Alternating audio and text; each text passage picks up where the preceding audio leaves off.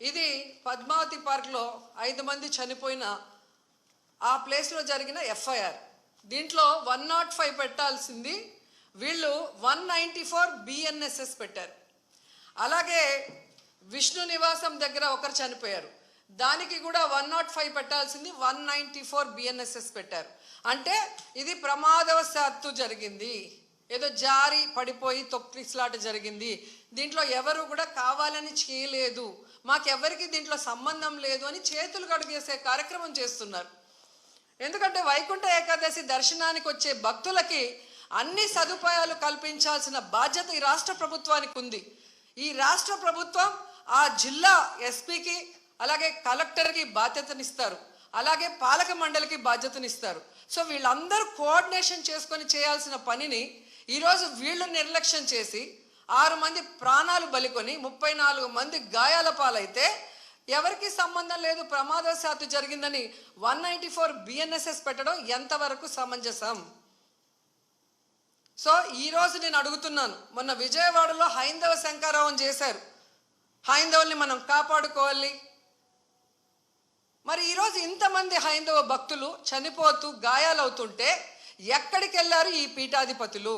ఇప్పుడు బయటికి రండి, బయటకు వచ్చి తిరుమల పవిత్రతను కాపాడండి, అక్కడ చనిపోయిన వాళ్ళ కుటుంబాలతో మాట్లాడండి, ఆ చనిపోవటానికి కారణమైన ఈ ప్రభుత్వాన్ని పాలక మండలిని నిలదీసి వాళ్ళ మీద క్రిమినల్ కేసులు పెట్టేంత వరకు మరి ధర్నా చేయండి. ఎందుకు మాట్లాడట్లేదు?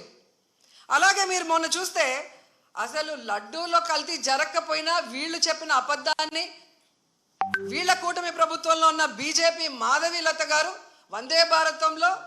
వందే భారత్ ఎక్స్ప్రెస్లో భజన చేసుకుంటూ వచ్చి ఎన్ని రకాలుగా మాట్లాడిందో మనం చూసాం.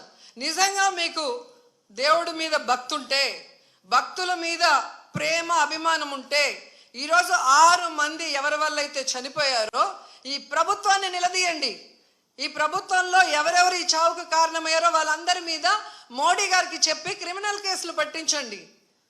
అంతేగాని ఈరోజు మీరు పూసుకొని మీరు చేస్తే మాత్రం అది కరెక్టు, వేరే వాళ్ళు చేస్తే తప్పు అన్నట్టుగా దొంగ మాటలు చెప్తూ ఎవరి మీద మా దుమ్మెత్తి పోయాలనుకుంటే ప్రజలు అన్నీ గమనిస్తున్నారు. అండ్ ఈరోజు మీరు చూస్తే మోడీ గారికి కూడా మేము విన్నవించుకుంటున్నాం, మీకు భక్తి ఎక్కువ ఉంది కాబట్టి ఈరోజు తిరుమలలో జరిగింది పూర్తిగా చంద్రబాబు నాయుడు గారి ఫెయిల్యూర్, ఆయన నియమించిన అఫీషియల్స్ పాలక మండలి ఫెయిల్యూర్. సో వీరందరి మీద విచారణ జరిపించి దీనికి ఎవరెవరి నిర్లక్ష్యం కారణమో వాళ్ళందరి మీద క్రిమినల్ కేసులు వేసి వీళ్ళందరినీ లోపల పెట్టాలి. ముందు వీళ్ళందరితో రాజీనామా చేయించాలని కూడా డిమాండ్ చేస్తున్నాం. ఇక హోంమంత్రి గారు ఉన్నారు, ఎప్పుడు ప్రెస్ మీట్ పెట్టి ఎవరి మీద దుమ్మెత్తి పోద్దామా, ఎవరిని మాట్లాడదామా అనుకుంటున్నారే తప్ప వీళ్ళు వచ్చిన తర్వాత ఈ రాష్ట్రంలో లా అండ్ ఆర్డర్